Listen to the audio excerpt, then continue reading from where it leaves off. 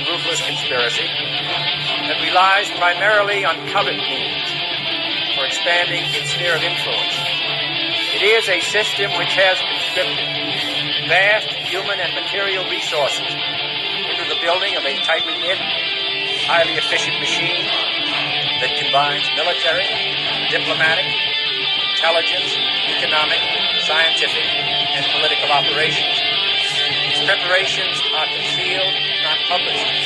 Its mistakes are buried, not headlined. Its dissenters are silenced, not praised. Billions of people just living out their lives, oblivious. Choice is an illusion created between those with power and those without. I drink your milkshake. I drink it up. Thank you, John Larson. I receive your kind words on behalf of all of our courageous members of the House of Representatives who want the best for the American people. And what we can do that is best for them in the next 24 hours is to pass affordable, accessible health care for all Americans. The best for all Americans is to have 32 million more people to have health insurance in our country. The best for... Piece of stinking filth. Shh, say it again, Shali. This is AJ of the InfoWars. Listen to the Shaliak. This is Alex Jones of InfoWars. Listen to Shaliak on the Cold Reality News and Report. This is the coolest thing I have ever seen. Well, hello there!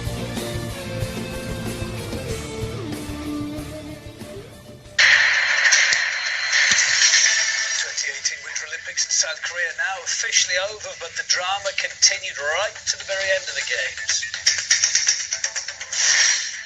First time in 26 years, ice hockey players from Russia earned Olympic gold, beating Germany 4-3 in a nail-biting game. That win gives Olympic athletes, been a good day for them today for Russia, a total of 17 medals. Coming up too, the UN Security Council last night unanimously voted for a 30-day ceasefire in Syria. It's a big story this to allow for urgent humanitarian assistance to reach civilians in the hardest hit parts of that country. We'll bring you a debrief on that. And Germany's leading tabloid publishes what it thought in the week was undeniable evidence of Russian meddling in the country's politics, only to realise it was an embarrassing hoax.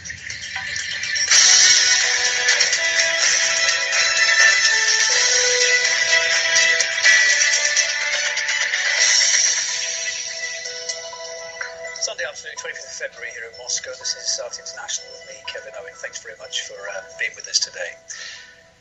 So then, those Winter Olympics finally over. They finished just about an hour ago with a sparkling close in the last 60 minutes or so, rounded off with some stunning fireworks, as you'd expect, and the traditional handover to the next Winter Olympic Games that will be held in the Chinese capital in 2022 in Beijing. Ilya Petrenko reports from outside the Olympic venue.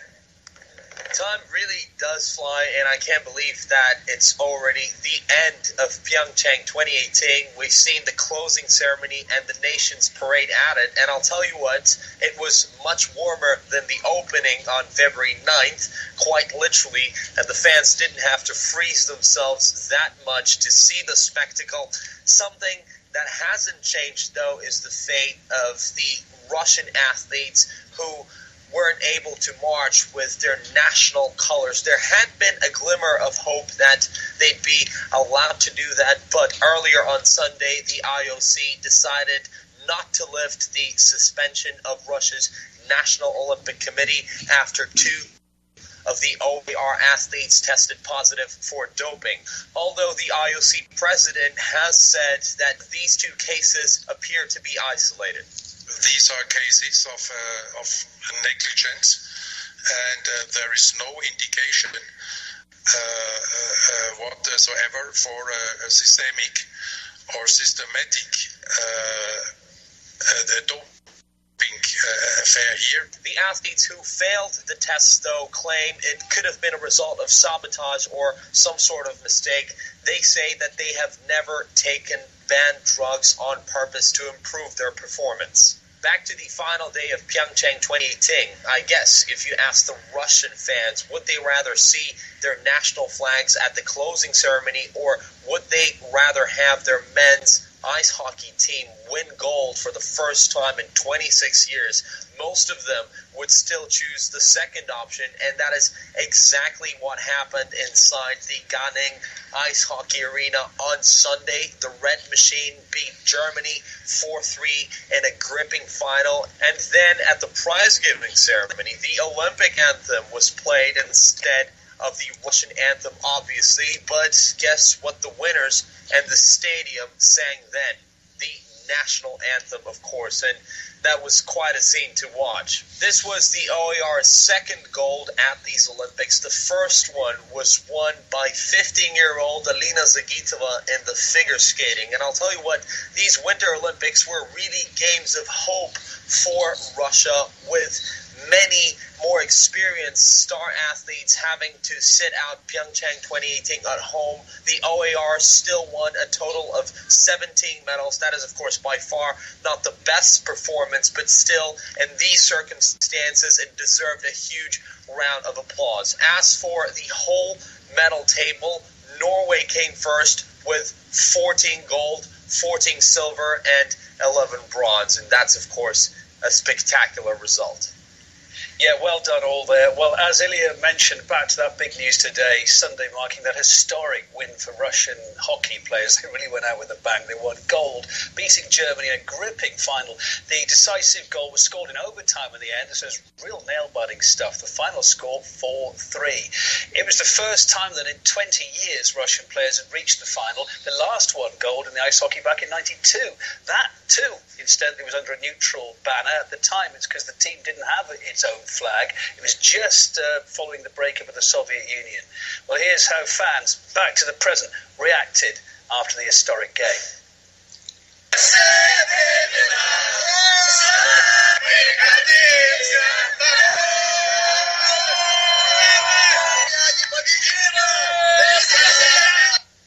Winter Olympics in South Korea then all wrapped up now, but it appears that the diplomacy is continuing. There's some good news out of there about that today. North Korea said it's ready for talks with the United States now. It was announced after the country's officials met with South Korean diplomats at those games in Pyeongchang.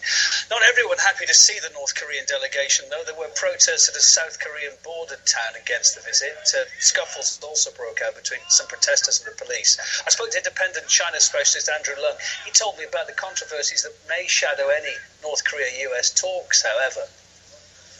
As far as the sanctions are concerned, of course, the United States want to trump up the sanctions and use military coercion as its vote, in solving international issues. It depends on what kind of a deal the United States can strike with North Korea. The United States obviously want the North Koreans to abandon all this nuclear arsenal, abandon all these capabilities to develop nuclear weapons and long-distance delivery systems. That's something which I don't think North Korea would necessarily accept. If that deal cannot be struck, then we're back to square one, we're back to confrontation and escalation. But on the other hand, it's quite possible that some degree of agreement may be reached. The United Nations Security Council has passed a new resolution calling for a ceasefire across war-torn Syria. It's in response to a surge in the violence in eastern Ghouta that's occupied by both rebels and terrorists, and it's just crucially outside the capital Damascus, very close to it. The truce is effectively immediate. It will last for 30 days. It's hoped it will allow time for injured civilians to be evacuated from that conflict zone that's been hellish of late, and for much-needed aid to reach other stricken regions too. A number of terror groups, however, such as Islamic State, Al-Qaeda, and the latest incarnation of Al-Nusra, are excluded from that agreement. There was a big concern for Moscow that went through. It did in the end. Operations against them will continue. Khaled Mopin has more now on this UN initiative. There has been a resolution agreed on by the 15-member body that leads the United Nations regarding the situation in eastern Ghouta. This is an enclave to the east of the Syrian capital of Damascus, and it's a place that's under the control of rebels and terrorists that are working to overthrow the Syrian government.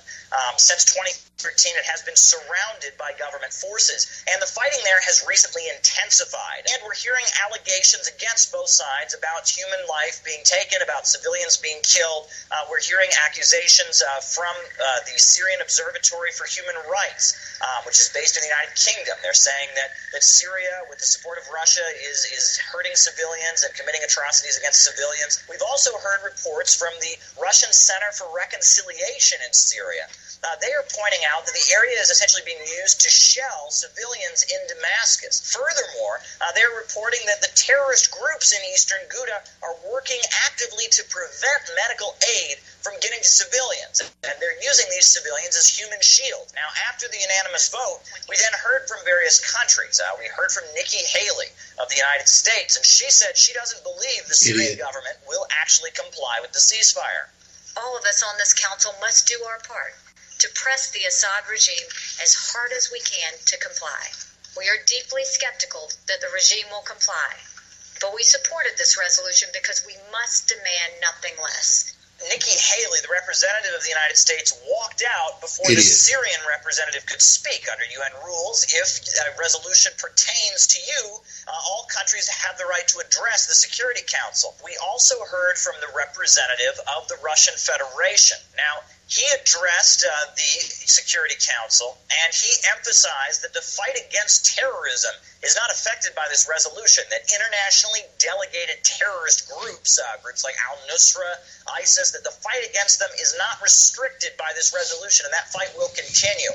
He also had some concerns about how the fight against terrorism seemed to be serving some other goals. The aim of battling terrorism can't become a cover for solving geopolitical problems of dubious legitimacy, and that is exactly what the U.S. is doing in Syria right now. We insist that the so-called coalition end its attempts at occupation as soon as possible. It would have, among other things, a clear humanitarian effect. Now, the resolution has been passed, so this 30-day ceasefire that was agreed on by all 15 members of the Council is going to be implemented. Investigative journalist Rick Sterling believes the Russian amendments to the ceasefire will allow anti-terror operations to continue unimpeded. I think a key addition to the resolution was the inclusion of the fact that the Syrian government can continue the fight against Al-Qaeda and ISIS in East Ghouta.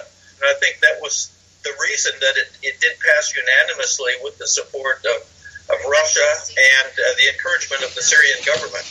One good thing in the resolution is that it specifically affirms the fact that the territorial integrity of Syria needs to be preserved. Of course, this is very relevant because right now the United States has illegally set up air bases and is occupying territory in eastern Syria. We've got Turkish soldiers in northern Syria, so this is very important to keep reaffirming the principle of territorial integrity. It's unclear, though, how the ceasefire will affect northern Syria's Afrin region, which has become another flashpoint in the conflict, as we've been reporting in the week. Turkey's been carrying out a military offensive against the Kurdish militia fighters there. It sees them as terrorists.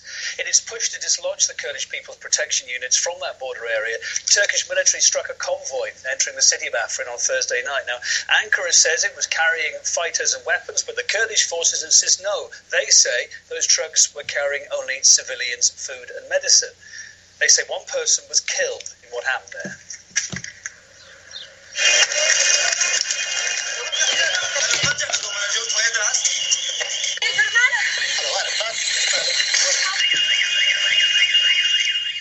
Earlier in the week, pro-Syrian government forces arrived in Afrin to help try to repel the Turkish offensive. That came after the Kurds appealed for support. The developments in the region have put the US in a difficult position too, as Jacqueline Vugo explains next.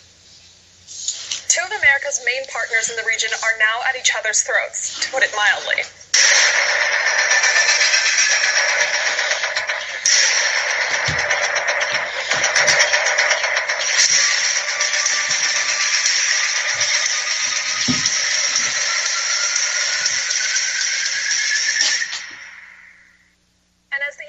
To avoid taking sides in the conflict, they seem to be losing on all fronts. Turkey, a longtime ally, looks to to be getting increasingly impatient with Washington's inaction. America has only dared to call for a reduction in civilian casualties in the fight, prompting a vicious response from the Turkish president. What disappoints us most in this process is the hypocrisy and even the levity of some countries which we consider allies and have deep political and military relations with. Turkey has had enough of lies, false promises, and delaying tactics. And on the other side, we have the Kurds, who have been essential to the U.S.-led coalition's fight against ISIL. In the absence of support from their American partners against the onslaught of Turkish forces, the Kurds have been forced to look elsewhere, and that has pushed them into accepting help from pro-government forces. This week, militias loyal to the Syrian government flooded Afrin to bolster the Kurds.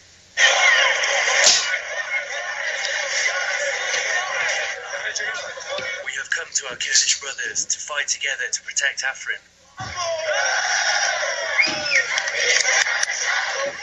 We are the popular force. We came so that we could help our Kurdish brothers, because we are one people.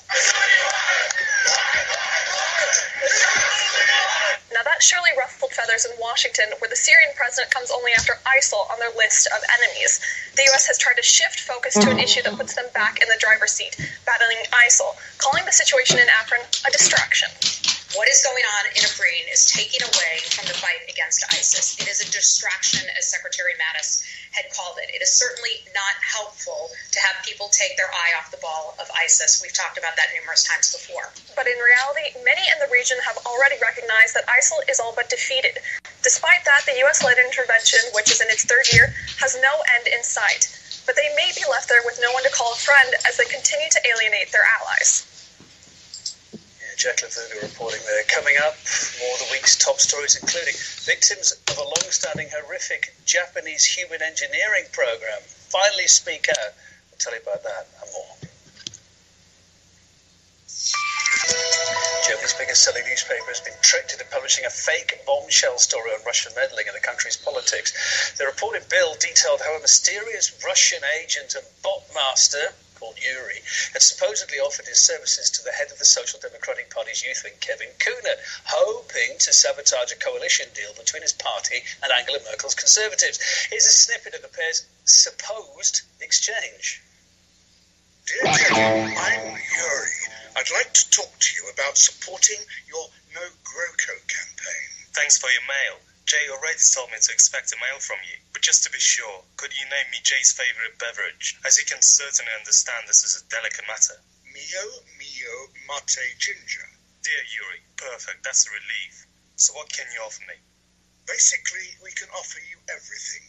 An opinion campaign with bots against Schultz, social bots on Twitter and Facebook, or even a targeted Facebook advertising campaign. But the whole conversation was fabricated by the German satirical magazine Titanic. The editors behind the hoax posted this triumphant photo online. It shows one of the magazine's employees posing with a transcript of the fake emails and the tabloid's subsequent article. Now, the editor of Titanic says the hoax was all too easy to concoct. It just took him a couple of hours, he said. We at Titanic, a satirical magazine, we work with the same methods as Bild. So we knew how to think like a Bild editor. There were no rumors about Russian meddling, and we thought this cannot be.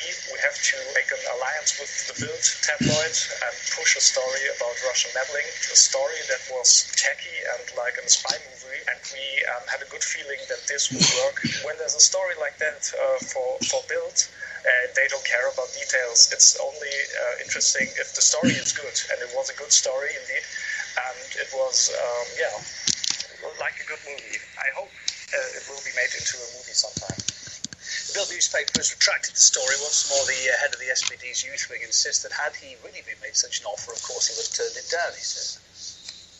I don't know about this group, but of course we would refuse any of these offers. We don't work with social bots. I don't have information that we've even received any offers in this area. Funny old thing, whenever you see meddling mentioned these days, Russia's usually being linked to it somewhere, happy days or not. But it seems the United States is way ahead on that score. A former CIA director has admitted that Washington interferes in other countries' elections and domestic affairs when it's, quote, for a good cause. That came out in the week. Lord Gazdeb was across the story. No one likes a spoiler, meddlers, interferers, especially when it comes to American elections. They're holy, pure, and spoiled and unsullied, or they were before the Russians got to them, they say. But judge not, lest ye be judged, especially when you have a fetish for getting your fingers into foreign elections. We don't do that now, though. We don't mess around other people's elections, Only for a very good Can cause. you do that? Do a Vine video on this former CIA director. Only for a very good cause. Okay. Num, num, num, num, num, said the former director of the CIA. It's funny because, and when America does it, when someone else is even suspected of doing it, no. Bad. Did the Russians break the rules or do something bizarre? The answer is no, not at all, said a 30-year veteran of the CIA.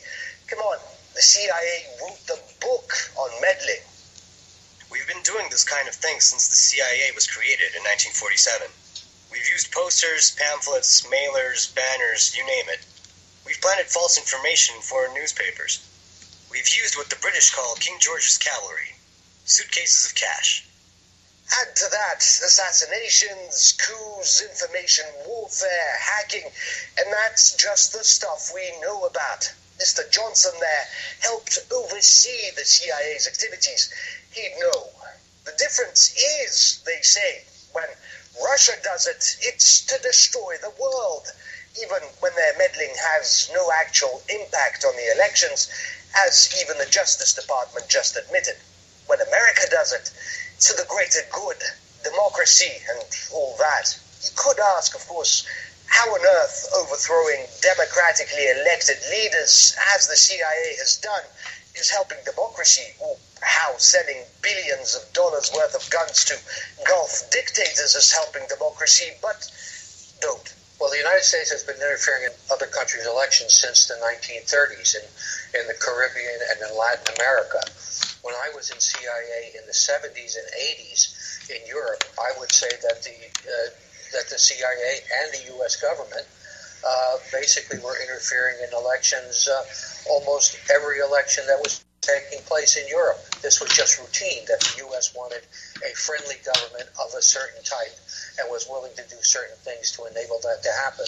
If we're going to claim that America has the right to interfere behind the scenes in the politics of another country, it's a little hypocritical for then America to say, oh, Russian intelligence has been interfering in American elections.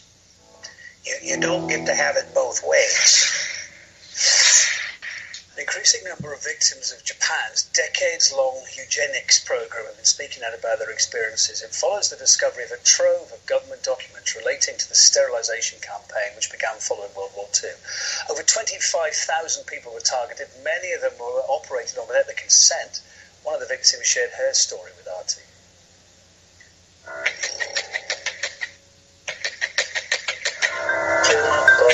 I had a hard time going through the middle school.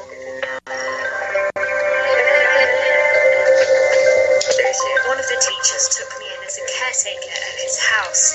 There, I was constantly abused by his wife. I never got enough food, never got paid. I never had the chance to see the official papers to back my diagnosis either. She hated me. My teacher took me for a medical check and then I was taken to hospital. He didn't explain anything.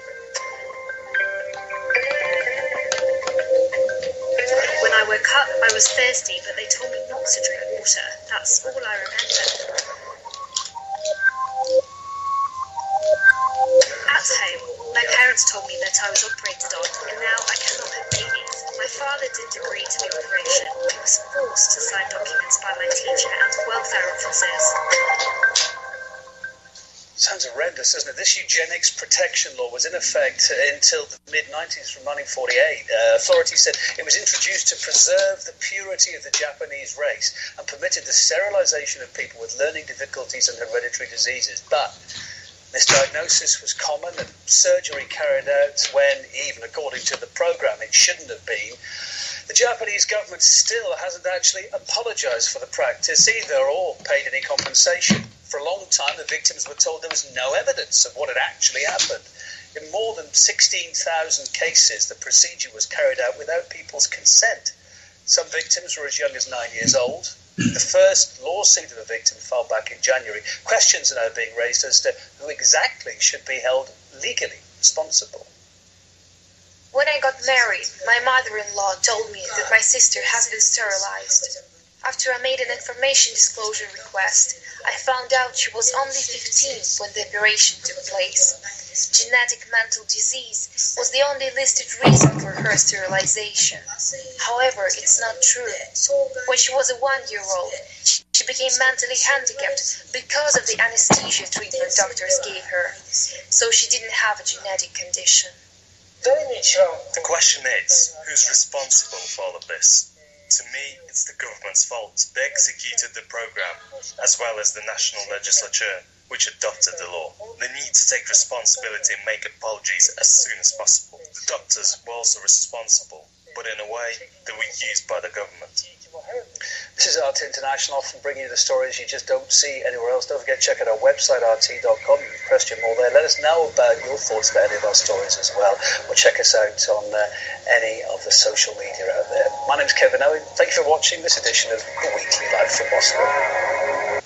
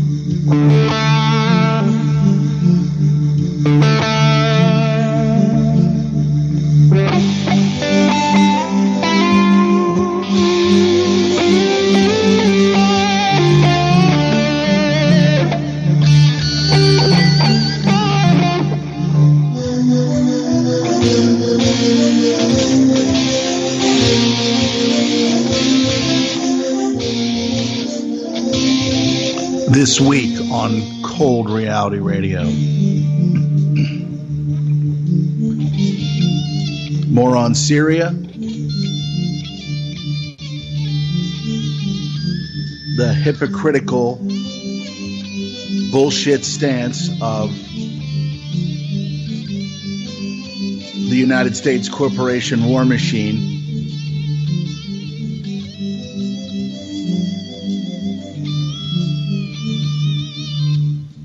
Few things on the Florida high school shooting.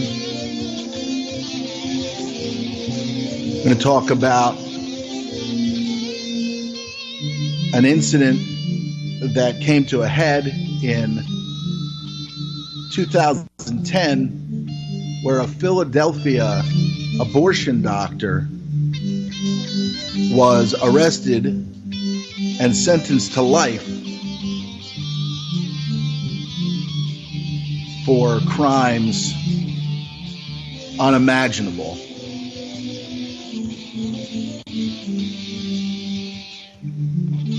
The NRA defends itself after corporations pull away.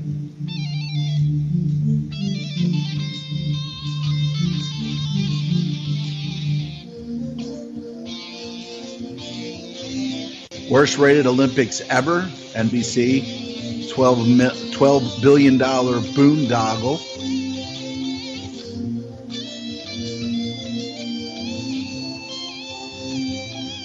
Feinstein snubbed. State party favors liberal challenger. Refuses to endorse longtime ass-kissing senator.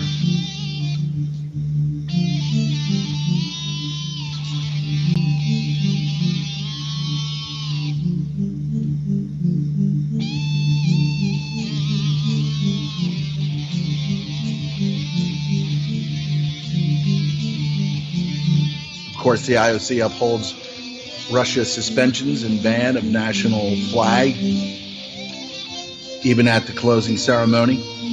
Congratulations to the Russian, or Team Russia, for winning the gold, beating Germany.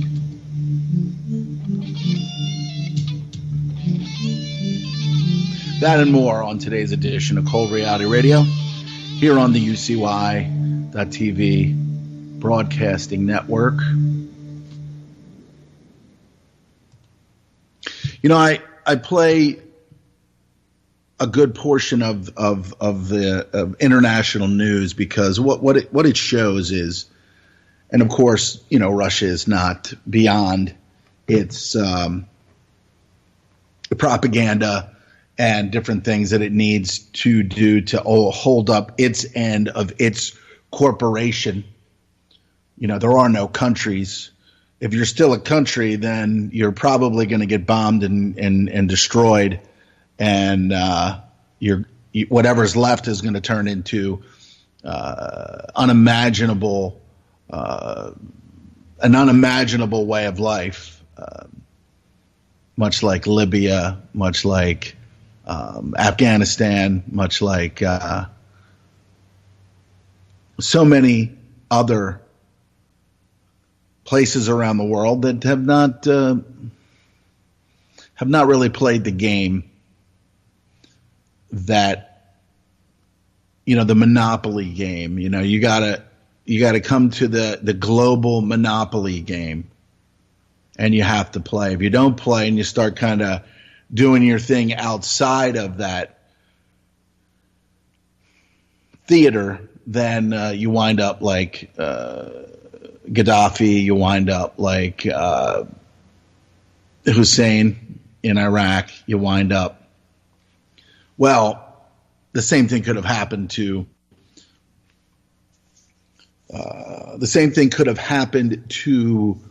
Assad in Syria, where they're still having pro Assad rallies there, trying to show the world that they still support their, I don't know if you can say elected leader, but you know, the Assad family has been, let's say, the government or the controller of the minds of the Syrian government for quite some time. I don't know an incredible amount of details about what life was like in Syria before the so-called civil war there. That was not really a civil war. It was a regime change, an external regime change. They didn't want Assad to do what he was doing. They didn't want him to continue to be what he was there, because ultimately he didn't agree with the Greater Israel Project. He didn't agree with that, and that's the only thing you can gather from it. I mean, you can listen to a lot of other people that think they know about what's going on over there, and some do, and that's great. And I don't really spend a whole lot of time on that aspect of things.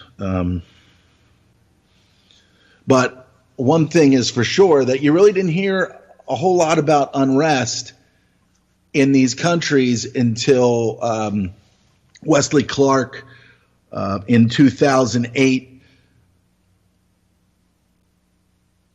kind of brought to the surface the regime change, the seven countries that regime change was going to take place in 5 years. Now it's taken a lot longer than that, but it's starting to make sense. Well, it makes a lot of sense when you listen to that, when you listen to what Clark said about these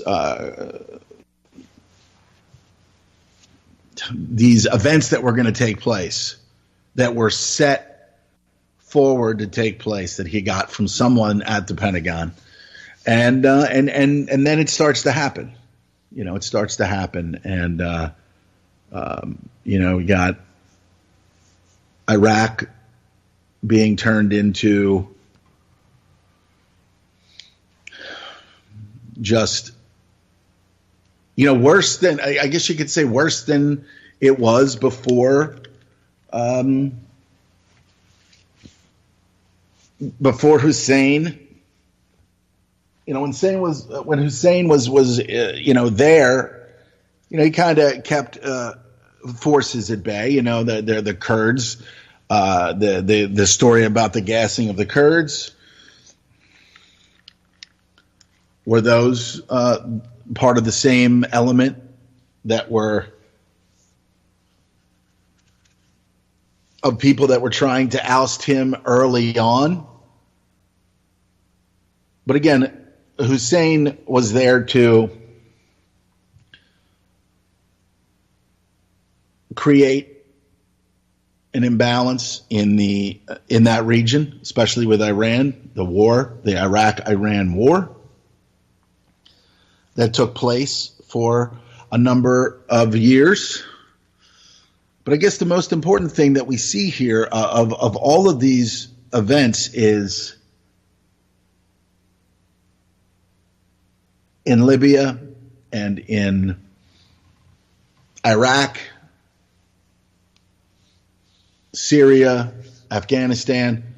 One of the main things that I think happens out of it is that the younger populations are getting displaced. Their lives are becoming just shit. And I think what happens out of that is that you weaken any kind of military force of young people. What do they do? What did America do for Korea and for Vietnam? They drafted the 18, 19, 20-year-olds, sent them over there to die.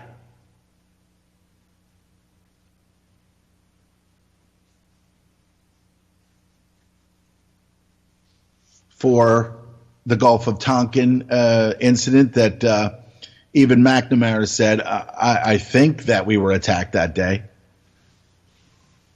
And those that want to believe everything is on the up and up will say, yeah, we were attacked, and then we defended ourselves.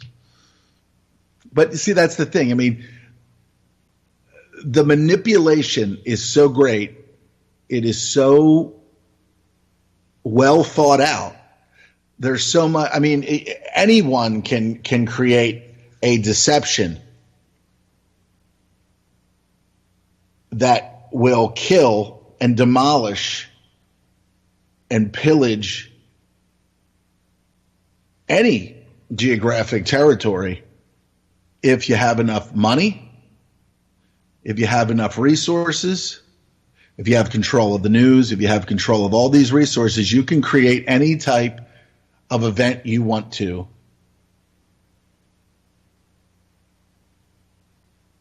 And like we've heard in The Matrix, when it's in the beginning of the opening recording of the Cold Reality Radio, that what does Mr. Smith say? He says about power, those in power and those without.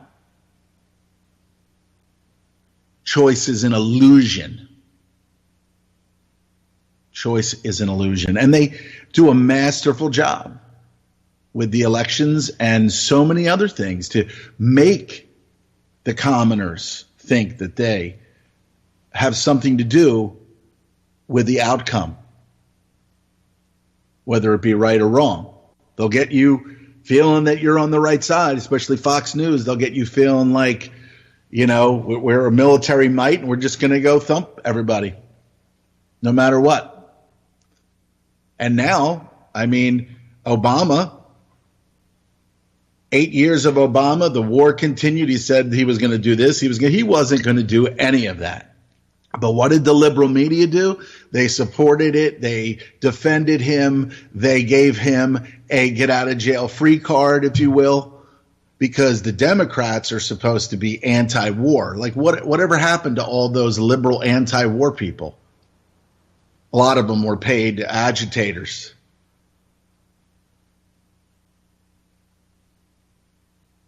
You got your women's liberation, Gloria Steinem. They're doing a program on her.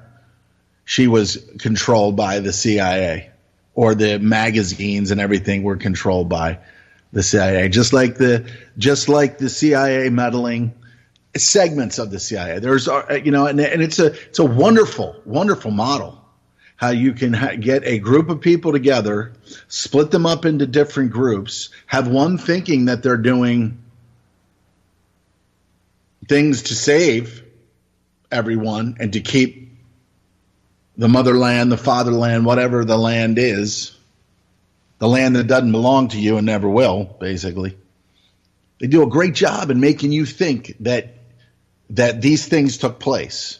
And that George Washington, we just had President's Day, to which I say, get a fucking room with these front men for the bankers, for the union. It's all bullshit. And then it wasn't my intention to dismiss the Illuminati, blah, blah, blah, blah, blah, and all that other shit that George Washington said, and all the other bullshit that Lincoln said. But here's the bottom line, is that if you're a liar and you're a piece of shit and you're a go along to get along type of guy, like I'm sure all of these bloodline family members were, you get a monument. You get a monument that says, this is, you did great things for America. You freed the slaves. You did all this, when that was not even who he was. Right. So the point is that there is no there is no truth out there that's going to be rolled out by anyone. And if they do tell the truth, then they're going to be annihilated in some way, shape, or form. They're not going to have a chance to speak the truth. And some people say that Martin Luther King and Malcolm X were just paid agitators, and but I mean, look at us today. Look at us today with the racial divide. There's people that don't see color. There's people that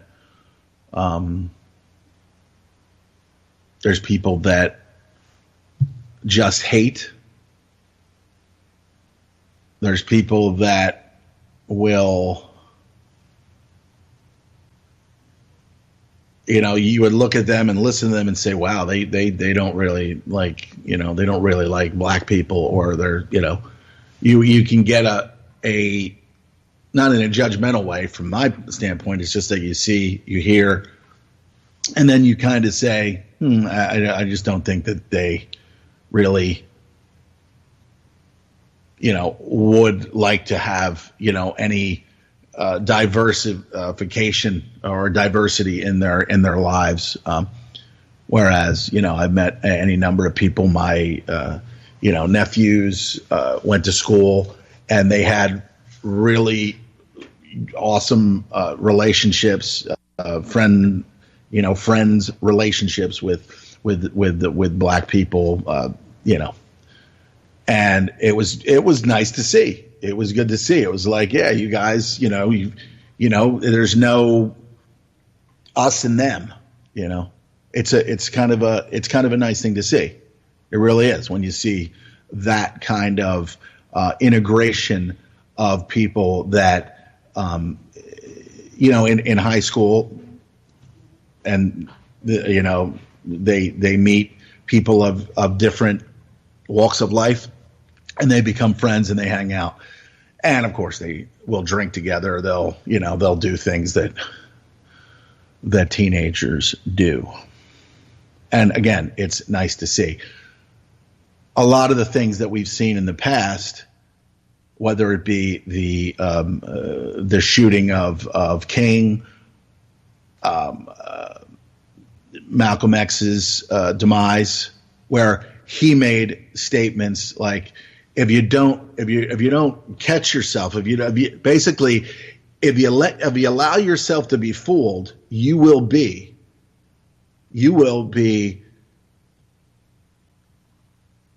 for the oppressor and against those who are being oppressed. I'm paraphrasing there, but basically what he said is, if you listen to the media, they will lie to you, and you will be pro the person or group that is hurting this other group, and you will be against those who are being. And then you see that with Gaza today. You see that with the Israel Palestine conflict today. I'm not saying that in the past there hasn't been provocation by Palestinian side, but what I'm saying is, if you listen to a lot of these people, and even this guy Gideon Levy, who writes for I want to say Haaretz or something over there, he will say, this thing that Trump did, this moving of the embassy is just is an absolute abomination, and it's going to cause. So you can see that there's people over there that see this, that see what is being done, and even just as an example here, as the divide and conquer is what I'm saying here, is you've got Norman Finkelstein, who has written many books about this conflict and what it really means and what's really going on. And he says just recently I think he was on Going Underground on RT, out of the UK, this Ashvin Ratansi guy, It's a good show. A lot of these shows are really, really good shows, and they talk about real issues. You don't see any of that shit here in America. You don't see any anything about on American news about what Israel is doing over there and how the people in Gaza, the Palestinians in Gaza, are absolutely, it's almost unlivable. They're drinking poison water every day. I mean, ultimately, they just want those people to die. They're allowing, they ration the food and the products and the different things that come in through that area there, the Mediterranean, I believe, gets all, and then you get this. We get this, and then you get this. I mean, this is basically what South Africa, the apartheid in South Africa. And of course that kind of broke up, but that was another scheme and scam by these elite, these banking families, these interests that knew that, boy, they were going to dominate that land now. And then once the time frame and the body of that apartheid regime died out, years later, they could just stoke it up all over again by meddling and doing different things. And that's exactly what's happening over there. There's soon to be like incredible water shortage over there. I've had Mr. Rush on here from South Africa. He was kind of touring around here in America, talking about the coming genocide that was verified by Genocide Watch in Washington. Said he told this man that works in the mind controlling government, the bloodline controlled system of control of governing. Told Simon that you guys are like a step and a half away from a genocide. So he and his family and other families that live there in South Africa, that no doubt have been caught up and part of the social engineering, the geographic engineering that took place years ago, that still exists today, is now, just like every other area of the world, all of these old wounds are being opened again. All of these old wounds are being opened again. Like, give you an example in what was that movie? Hotel Rwanda, where the one tribe in a short period of time killed like 1 million of this other tribe because, and they weren't even there's animosity, but I don't even think that this other tribe was planning to. They were just protecting and planning, because in their mind the seed of divide and conquer was planted years ago. So these leaders, or these misleaders that get into these areas of Africa, go in there and then they say, these people over here are going to try and kill you. These people over here, they're planning to kill you and your families, blah, blah, blah, blah, blah. And then what happened? Boom. Next thing you know, 1 million people dead. Hotel Rwanda. Now, I don't know if the movie, I saw the movie, but I don't know if the movie really brought to, if it had any of the Hollywood control over it, whether you actually got the real story or the truth about that. But the bottom line here is that we are horrifically manipulated by this hidden hand And then when you say that, it's like, oh, there's not people. That people will constantly say that it is not whoever these people are that you say are controlling world conflicts, everything that's wrong around the world. They will say to me, people are not that competent to be able to do this. So they look at themselves, I imagine, and see how incompetent they are and how they've not been able to do this, or whatever example in their mind they think that this is not possible for a government to get together and create a terrorist attack and then monetarily and systematically move forward with the plan that was set years in advance to be able to continue to do what has been done because of that event. They just cannot believe that something like that could take place. And a horrific event could take place. They just believe the story. They'd rather believe that incompetence was the key, and that's why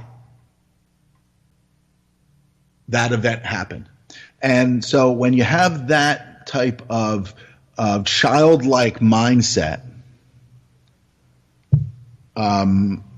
playground type mentality, thumbsucker fucking stance on the world as a whole, you really won't allow yourself to go there, because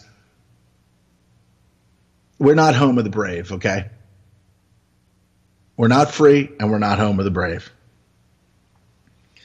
And they love to get you wrapped in they love to wrap the Bible in a flag and beat you over the head with it.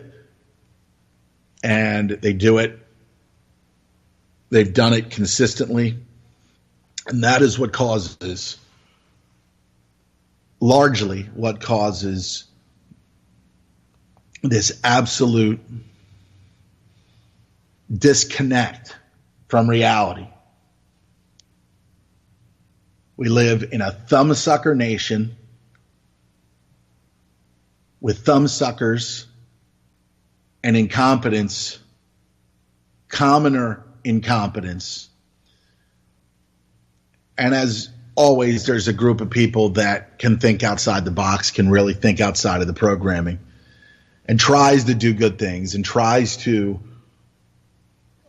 bring to the forefront what the real reason for this is, what the real reason is for that, who's really truly behind it, what is the motive, and it's always money. People always think, oh, it's money, money, money, money, money, because that's what motivates them. So incompetence, and they just wanted money. So we break it down, and that's all it's really about for these people. They can't think outside of their own incompetence and their own lust for money. And so that must be why 9/11 happened, or that must be why this happened, or that must be that because people are incompetent. And the people, you better start getting smart. You better start eating your fucking Smarties or whatever, because, and I honestly, I really don't think people are capable. They're really just not capable. Spectators, largely.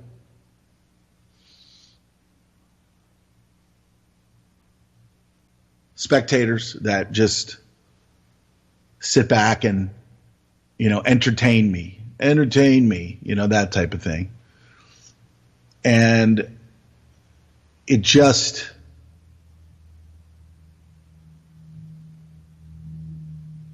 really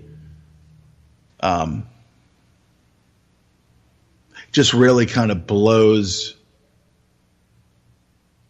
me away. So not only do we have a system of traitors and just garbage trash people that take money and take roles of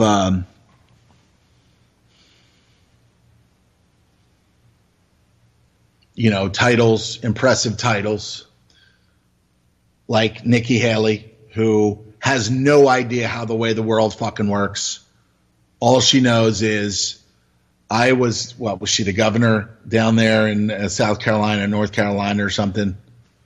And now she works for the Trump organization, and she's in there, and they're like, go in there and tell everybody that Iran is the worst place ever and it needs to be blown up and destroyed, and that their people. And then within the last 3 to 6 months, there was an uprising in Iran, an uprising inside there,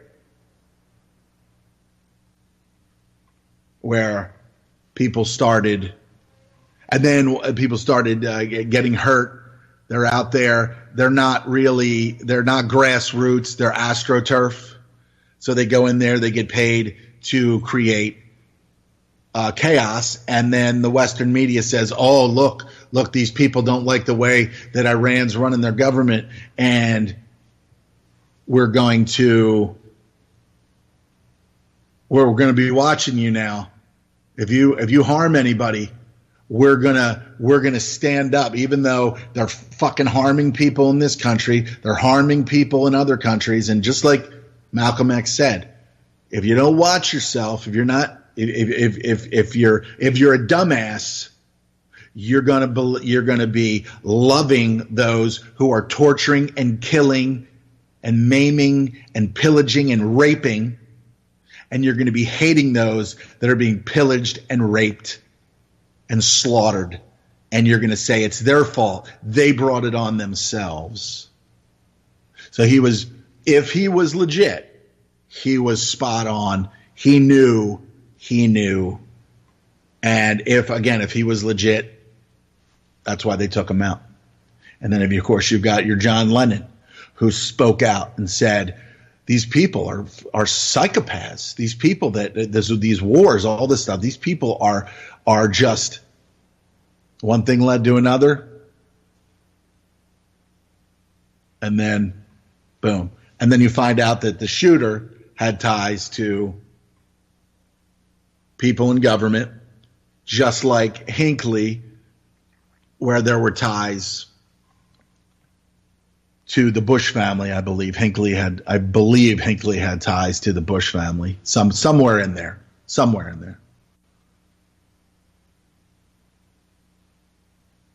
So we are completely socially engineered in every facet, every way, shape, or form, from women's liberation to divide the family, to get the children, to get the mother out into the workforce, to get more tax dollars, to be able to use those tax dollars to bomb and kill and rape and pillage and maim and slaughter. I'm going to give you an example of a documentary that I saw last night, happened right in the city of Philadelphia. In 2010, it had been going on for years, but boom, what do we see? I don't even remember the story. And this is, all right, well, it was 2011 when I started really kind of late 2011 when I started podcasting and talking about things. But I knew of since 2004, 2005, listening to Melonhead Jones and hearing about the things that were going on in the world. But of course, with Alex Jones's shit sandwich, builds the sandwich. How do you want this sandwich? Oh, it's a real interesting sandwich. A lot of people died so that you could get this sandwich. But I'm going to make this sandwich for you. It's a reality sandwich. It's a knowledge sandwich. It's all these things built into this meal that I'm going to make for you. And then when he says, look over there. Oh my God, I can't believe that. And he slips a turd into the sandwich because he doesn't address the elephant in the room. Largely, it's just the globalist. It's just this. It's just that. He doesn't point out that he's part of this extended family, that his family is part of these extended families. He is, if you believe in an Illuminati or a group of people that is steering the world in their direction, or minions of these organizations, the Masons, the the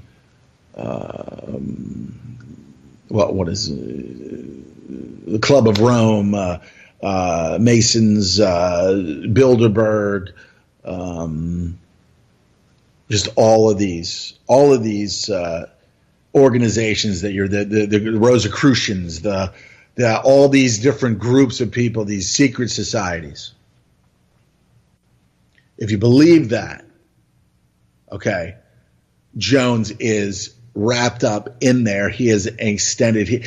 And if, again, and my point being, if there is an Illuminati and you've got your guy that wrote the bloodlines of the Illuminati, which I've met a couple times at different events going around, just trying to find out just more about what's going on in the world that I live in, instead of just being a useless bag of shit American. If you believe that then Jones is he is of the bloodlines of the Illuminati. Like so many of these actors and actresses in Hollywood, whether it be Warren Beatty or Brad Pitt or Tom Hanks or Madonna or all these people, they are there because they are part of these extended families. That's what this whole world is created. Those are the ones that get the spoils. They are the ones that get the goods. And there are others that get nothing, even though they're probably 10 times the musician that Madonna is, or 10 times the actor or whatever, or actress that these others are. So they get the spoils. We spoke about this a lot with Clint. I want to thank Clint for getting back on the air and doing a couple 2-3 months of podcast here. He's actually, last week was the last one, but any kind of communication to the proletariat from Clint regarding his research and Patrick Jordan's research is just priceless in any form whatsoever. And I want to thank him for kind of opening up his writing schedule and all these other different things that he was talking about that he needs to do, and I back him 100%. And it was just good to have him back on the air, just solidifying even more the core details about how this fictional system has deceived us and continues to deceive us to this day. So again, thanks to Clint for spending his Sundays over the last 3 or 4 months to give us some more data to, again, re-establish his work and his research, which is, again, priceless information. So, again, people don't want to believe that at the core of our lives in this fictional creation called the United States of America, and of course Japan now, because you heard about the eugenics in that report there, where they were just taking people I mean, this is a concerted effort, continuity of agenda. When you find that it's happening in Japan, that it's happening in Africa, that it's happening in all these places, this is a concerted effort to kill and destroy life. End of. This is no bullshit. Okay? They are killing babies. I'm going to tell you a story. Maybe I can find something here on YouTube that'll kind of break it down a little bit before I start. But there was a man by the name of Kermit Gosnell who had his practice. They call it practice. All these practicing medicine. Not mastering medicine, but practicing. And this happened. They called it the Kermit Gosnell House of Horrors. This, what was this? 3801 Lancaster. I'll give you a little bit of, this was 5 years ago. Let's see here. I'm going to do a little brief.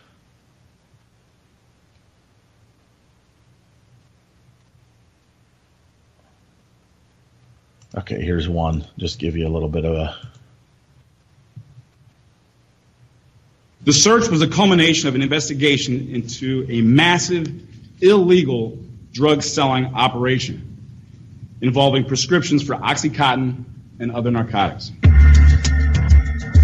The FBI and the DEA led the raid on February 18, 2010. They thought that they would just find a normal clinic that allowed this doctor to make so much money and for so many people to get illegal prescriptions for narcotics. What they discovered was a horrific, it's almost out of one of the worst movies or horror novels that you could imagine. Officials from the Pennsylvania Department of Health and Department of State came along. And they knew about it for years. Harrisburg, Pennsylvania, the capital of the state, knew about this for years, and they covered it up. To the grand jury report, it was their first visit to the clinic in more than 15 years. Instead of just seeing pills, they saw blood. Blood-stained walls, urine on the walls, feces, infestation. Okay, so that was just a little bit there. This man Kermit Gosnell, and if you have Prime Video, which is from Amazon, you can see there's actually a lot of documentaries on there that you would not expect to see on there. Documentaries about injecting aluminum. People are injected with aluminum in a lot of these vaccinations, immunizations. Aluminum is just one part of this deadly population reduction agenda. Let me get another short one here. Let's see if I can get it. And here's the thing. I don't even remember hearing about this fucking thing. I don't even remember hearing about it or anyone even talking about it. And I'm going through and I'm flipping through these documentaries, and there I see 3801 Lancaster, which is West Philadelphia. Now I lived in an area over there called Lower Merion, which is right there on the city line where Montgomery County and Philadelphia are separated by one road. And not too far from there, 5 minutes or 10 minutes, was this location in West Philadelphia where all these things were going on. And I want to get a little bit more.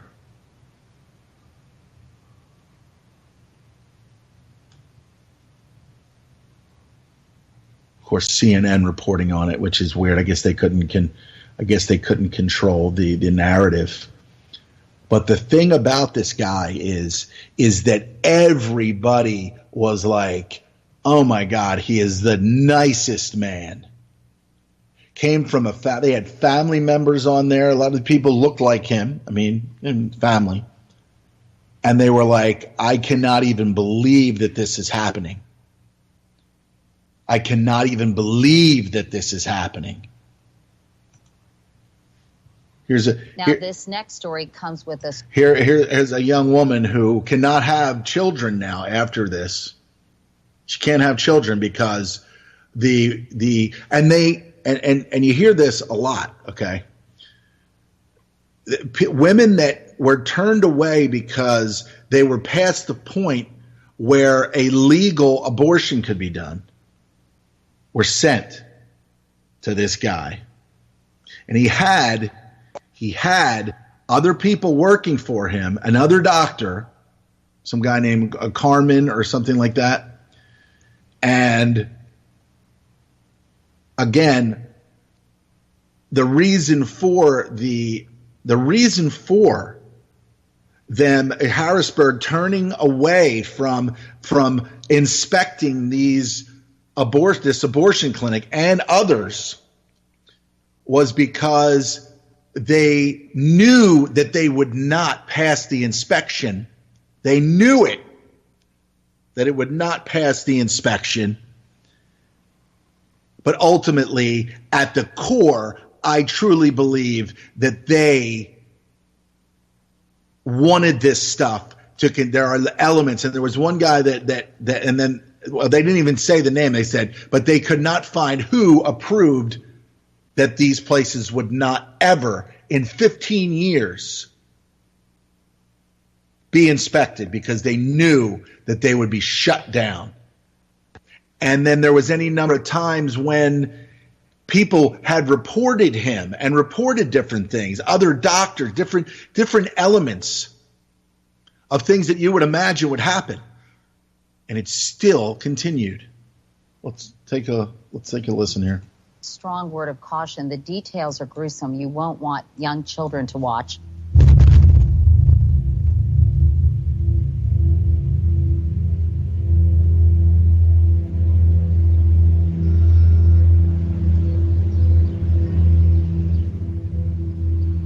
He had a good reputation. I mean, people liked him.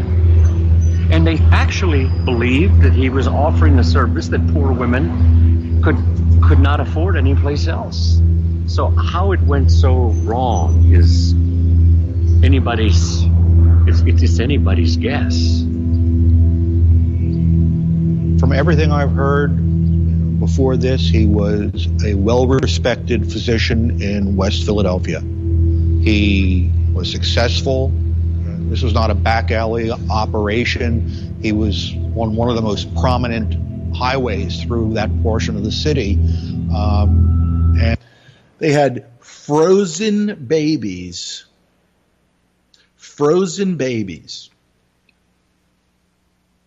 that were almost full-size infants, somewhere around 6-7 months. And they would supposedly use some kind of chemical, some kind of injection that would kill this baby, which is horrific enough. But they had scissors, and what they would do is they would cut a vertebrae. They showed the incision in the back of the baby's neck where they cut the fucking vertebrae and killed this kid and all these kids. And this guy who everybody admired and fucking loved and said he always had a smile on his face and he always had a joke to tell and he was respected. This guy was murdering people and women in this clinic that was approved by Harrisburg, Pennsylvania. And I never even fucking heard this story. I want to say there was just a little click when I heard the name. But it was nowhere enough. And that, again, is probably the programming that keeps people from not paying attention to something this fucking horrific. They had feet that were cut off and put in tiny jars. They were giving abortions to women who were, and here's some of the things that they said when they got in there and they realized that they were like, I don't want to do this. And you can understand. I mean, I don't, you know what I mean? I can't say that I fully understand because I'm never going to be pregnant. But these women that go in there, that they're scared, their lives are about to change in one way or another because they have to bring another life into the world. And the way the world has been designed, by this fiction, abortion always comes into play. It always comes into during all these things. You got the Republicans, right? They're like, hey, we want your child to be born. That way he can fight in future wars. Okay? All right. And I'm sure that there's other conservative people out there that, have their children, love their children, and would never want to see something like this happen. But then there is that element of people that if they're born, they can be a part of a war machine at some point down the line. And then, of course, you've got the Democrats who just absolutely are back any kind of abortion, no matter what it is, no matter late term, whatever. And this guy was there doing it. And the fucking spooky thing is that this guy was like some kind of sociopath who in the front, on the book cover, he was this wonderful man that could have gone to Washington, that could have gone to any one of these other cities and been much, much more than what he was here. But this is what he decided to do. And during this documentary, a man calls him up while he's in prison, or they're communicating, doing a phone interview. And then you can't even believe that this guy, it's almost as if he didn't know what he was doing, or somewhere along the line he said something about these kids are ultimately going to go and they're going to be in jail. They're going to be this is going to happen. Horrible things are going to happen to this child. So, and he didn't say this, but I guess he figured if he would extinguish the life now, that type of thing would not happen. So let me play a little bit more of this. And he provided a service that a lot of people used. There was a whole system failure, and people have died. People have died who should not have died. It was not a system failure. It was not a system failure. Just like this shooting, the security guard who didn't go into the school. I'm not saying that these things didn't happen in any way, shape, or form, but something fucked up happened that day. This kid should have never, ever been able to get into that school. I mean, it's just any number of these different reports about how fucking crazy this guy was were taken seriously. This would not have happened. But now they want to blame it on the weapon. They want to blame it on the weapon. And we've allowed a man to continue to butcher babies, butcher women, and nobody did a damn thing about it.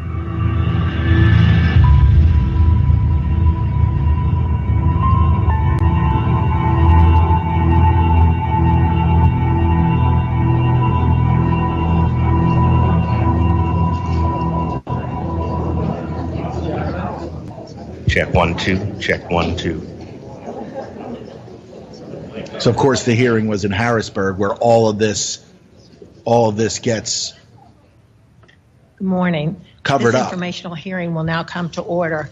I thank all of you for coming. I'm Senator Pat Vance, the Majority Chairman of the Senate Public Health and Welfare Committee. Today's is an informational hearing, and it will provide a good opportunity to gather more details about the conditions that existed inside the Gosnell Women's Medical Society Clinic and the action taken by those involved. On February the 18th of 2010, as a result of an ongoing investigation, we were executing a search warrant at the office of Dr. Kermit Gosnell, which is located in 38th and Lancaster Avenue, in the neighborhood of Philadelphia known as Mantua. Well, it's no surprise Philadelphia has a drug problem, trafficking, not just in street drugs, but there's always been a problem with trafficking in pharmaceuticals. That's every city in America. And initially, this investigation, from what the federal grand jury report has said, began as an investigation of somebody who was putting out prescription drugs, oxycodone, other drugs, into the West Philadelphia community. What they discovered, it's almost out of one of the worst movies or horror novels that you could imagine. It was blood-stained walls, blood-stained beds, and unclean sheets. They found jar after jar after jar filled with fetal remains, and specifically severed feet in jars. They found medical waste bags just strewn everywhere.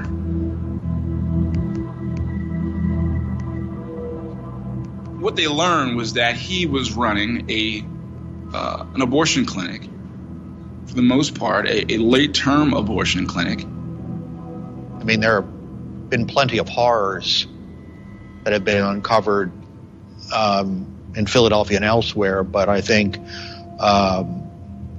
this case itself is almost unprecedented.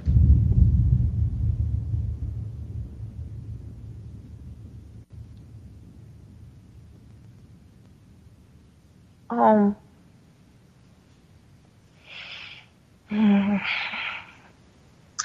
had started hanging around with like the wrong crowd around that time period, and I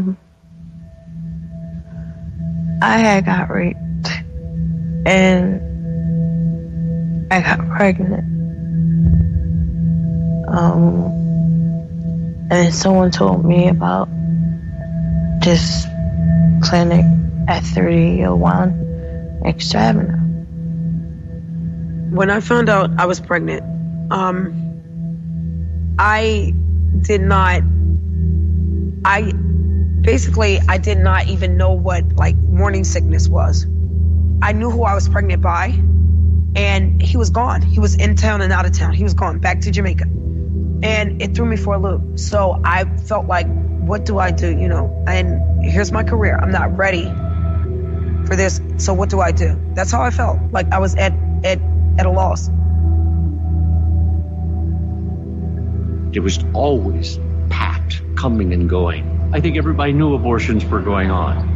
You couldn't help it because every Saturday morning the priests and the anti-abortionists were out front praying the rosary.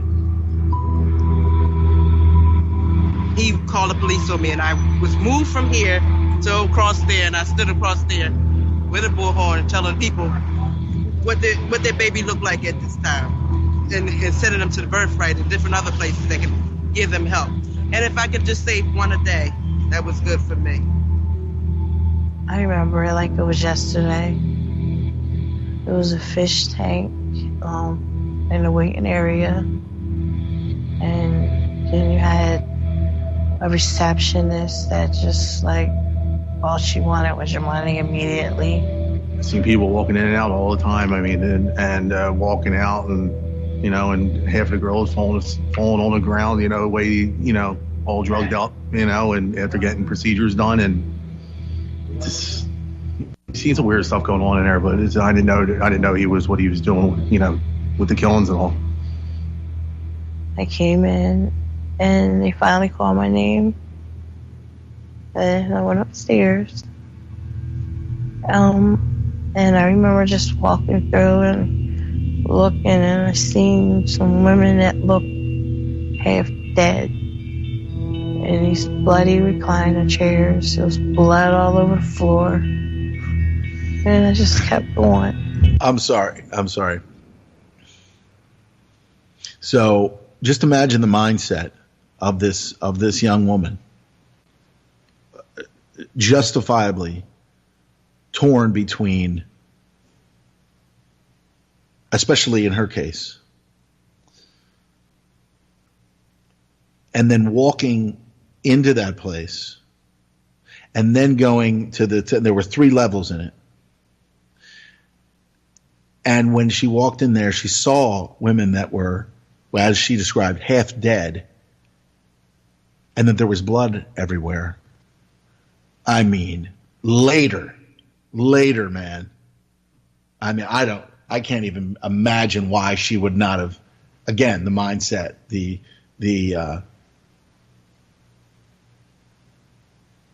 inability to be able to make the proper choice because of the circumstances. Dr. Gosnell had a process that he referred to as snipping. Women would come, specific medicines would be given that would induce labor. I didn't see him until I was hooked up with IVs, and when they put the heart monitor around me, that's when I decided I can't do this. They would then take scissors and place them at the base of the skull and snip or sever the spinal cord of those children that were born alive.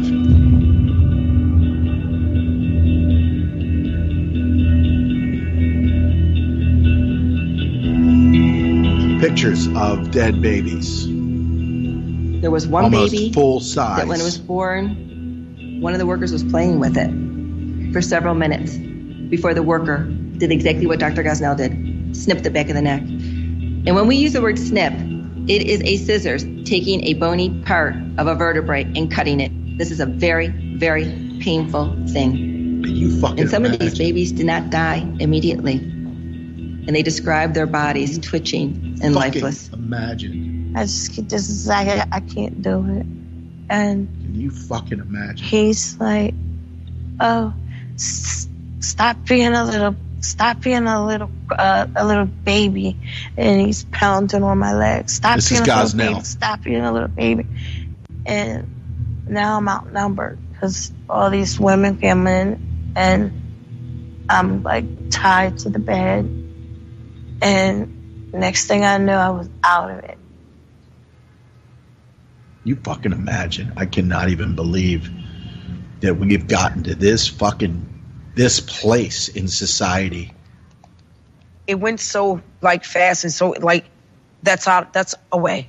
So when I got pregnant again, I went to the clinic and I asked them, I said, is it okay that I get, another abortion?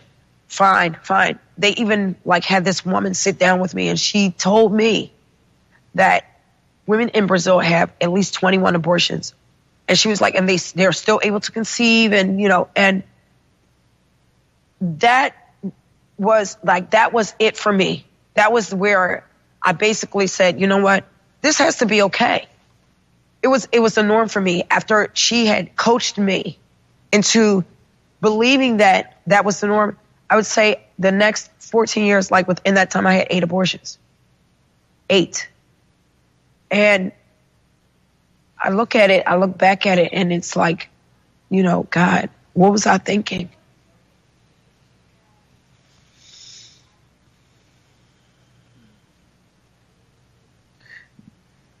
It's dark face. She doesn't even want you to know who she is. I woke up, and I was sitting next to another girl. And at first when I woke up, I thought I was I didn't know where I was. I just knew I was really groggy, and I knew I wasn't pregnant anymore. And I was crying, and I kept saying, I want my baby, I want my baby. And they just were ignoring me. But they made it seem like it was so okay. It was just so okay to just go in there and get it done, as long as you had the money. I don't know specifically how much he was charging. That goes into some detail in the grand jury report. But certainly the prosecution in Philadelphia, the prosecutors contend that it made him a millionaire.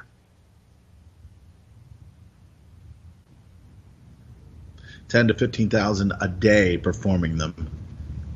8 counts of murder he was charged with.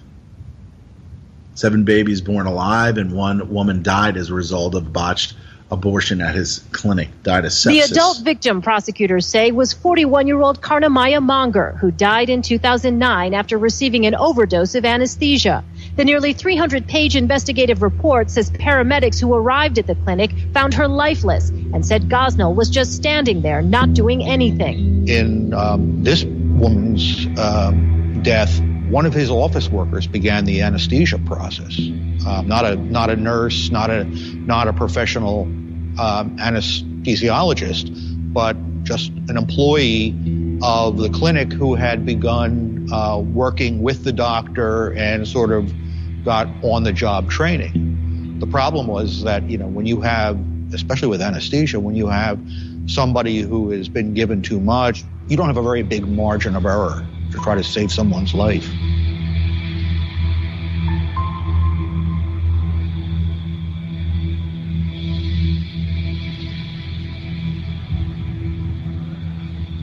The grand jury, in addition to reporting their findings of the horrific and barbaric treatment of women and young girls, they were very upset and angered by what they thought was a disparate treatment, that the treatment of these patients was, in their mind, only allowed due to the fact that the supermajority of the patients were poor, that they were minorities, that they were brown and black women.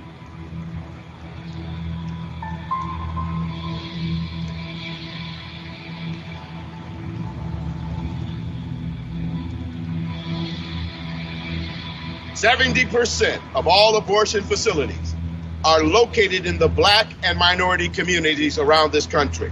Abortion is the #1 killer of African Americans, killing more black people than all other deaths combined. 50%. Dr. Gosnell even had a separate room in his clinic for the young white women that would come, that was slightly less squalid than the rest of the clinic. When asked by his staff why this was, he said, well, that's the way of the world. It would be more likely for those women to report what had happened and what they saw at the clinic. Everything that was ever gained during the civil rights movement means nothing to a dead black child. We are here in defense of the defenseless, of those who cannot speak out for themselves. There is an effect of abortion on our community. That effect has an impact on our demography. It has an impact on our survival. It has an impact on the health of our community and certainly on the health of our families.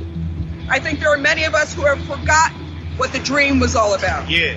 Civil rights are still being violated. Yes. Even today, how many black people continue to look the other way while black babies are being slaughtered by abortionists?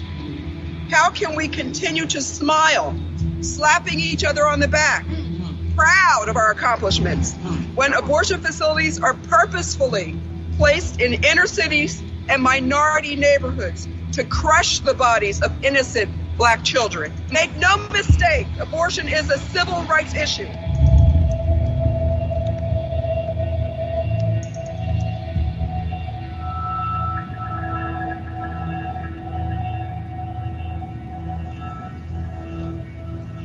All right, and you can see more. The name of this clip is 3801 Lancaster, Lancaster. It's Lancaster Avenue there. I've probably driven past that from where I used to live to be able to get down to the airport area. I probably passed that very spot 100 or more times. And they are right. They're right. This is again, I don't even know if they'll allow themselves to go. I think they're just thinking, that they're just killing, black people. Yes, there are more being killed. More black children being killed like this. There was also a couple white women in the documentary as well.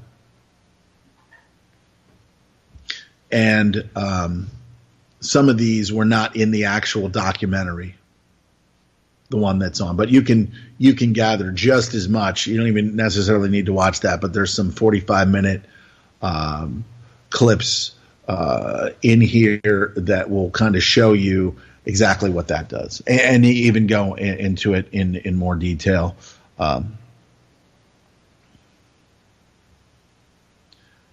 But this guy, when he was being interviewed on the phone, he absolutely, this is what he did. It's like, if you go to the store and you work at a convenience store and you run a register all day long, that's what you do. This guy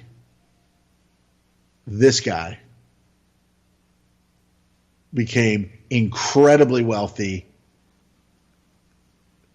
doing something. Somewhere along the line, somebody came to him and said, listen, this needs to be done.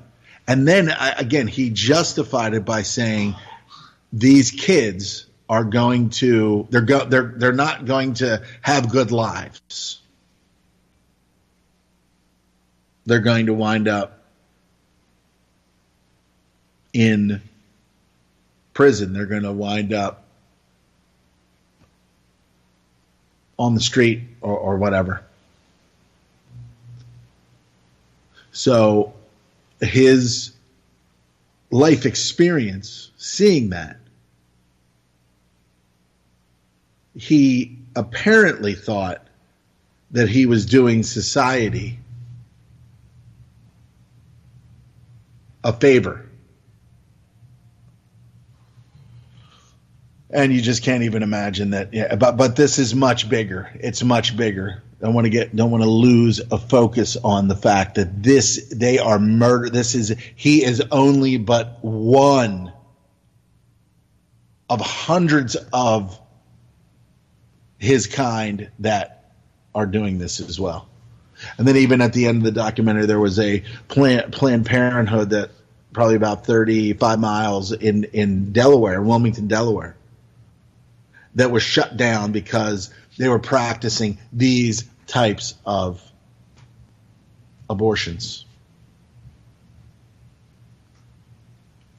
Now, here's the deal. You do whatever it is that you think that you have to do.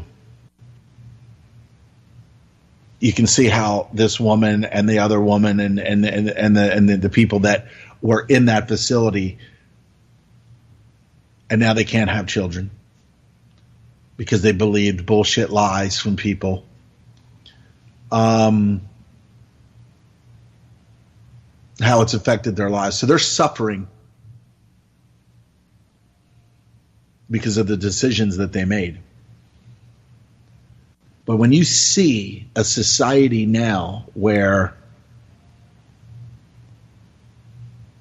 women are saying, you're trying to control me, you're trying to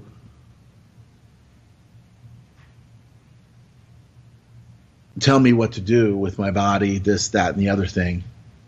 It is a systemic brainwashing that has taken place over years and years and years.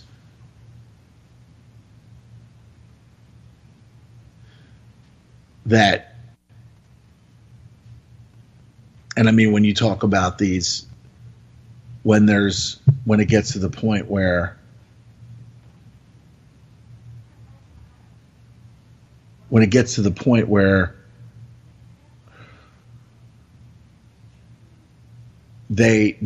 it's past the point of when it can legally be done, and then this guy Gosnell was doing this, saying that life does not begin until the child takes its first breath, things like that.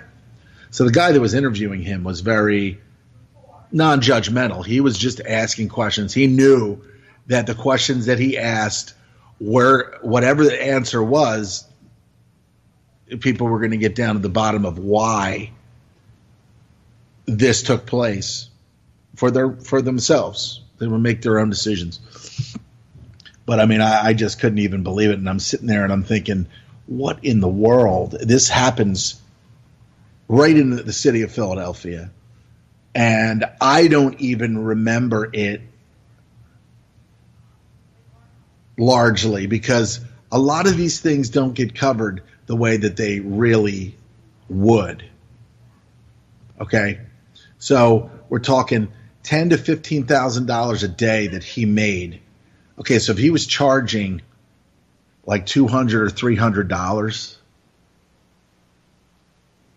all right, so we're talking, say it was $250.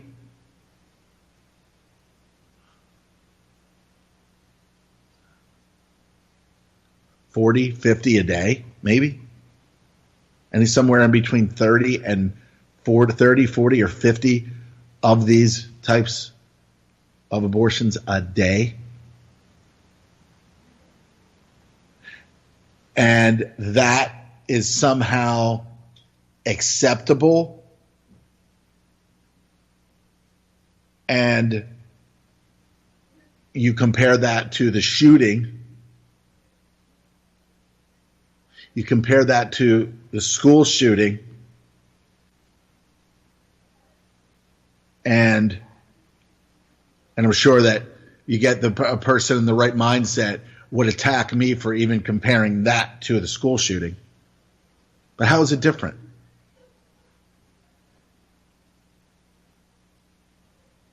How is it different? Because it's not a life, or nobody knows what this child is going to, who this child would have been?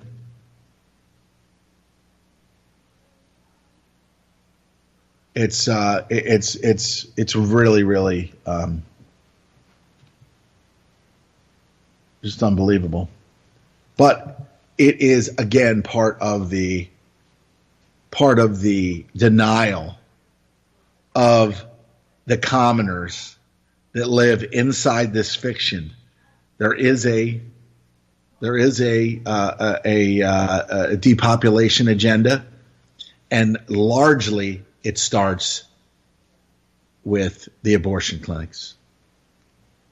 There is only one holistic system of systems. I will MK Ultra ya, put the MK scope on ya. If the MK hits you, it's guaranteed to open ya. The 57mm Mark 110, 220 rounds a minute, try to stop them. Don't put that on your wish list, that's retarded babble. Protesters make the hit list soon as they start to rabble. They are nothing but fishes in the barrel. It doesn't have to be Christmas for a carol. Some decorate with ornamental decorum. Some perform shock and awe on Hanukkah and Purim. That's where my job come in. I am a blessing to the mercenary for the corporation selling weapons to them. Any potential competitor step into them. I'm authorized to knock them out and stick a GPS into them. They want to sell uranium to Iran that's enriched. That's a